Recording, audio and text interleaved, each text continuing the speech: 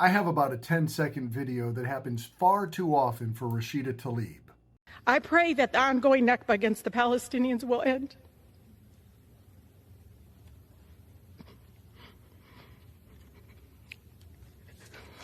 And one day they will be free. The reason I say it's far too often is because if you Google Rashida Tlaib crying, there are like dozens of videos of her crying on the floor, outside of Congress. She's crying everywhere. It's like onions are hanging over her head or something. But put in Rashida Tlaib cries for Americans. Nothing. I mean, you get a bunch of videos, but it's none for her crying for Americans. Same thing about Black Lives Matter. You would have thought in 2020 she'd have pumped up some tears for the Black Lives Matter movement, but no, not even at that. As a Democrat in Michigan, you couldn't cry for the Black Lives Matter movement? That's shocking.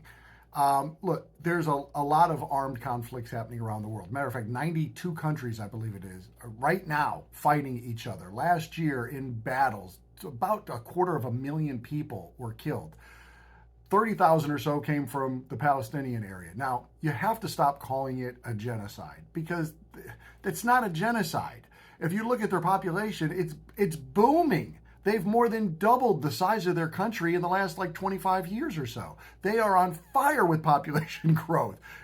I get it, it's ugly. Your grandmother lives there. You're very sensitive to the whole thing, and you should be, if that's where your family's originally from. Although you should be more concerned with what happens in this country. The United States of America is where you were born, it's where you were raised, it's where you're a citizen of, and it's apparently where you're supposed to be a representative of as well. At least come up with some crocodile tears for the Americans now and again.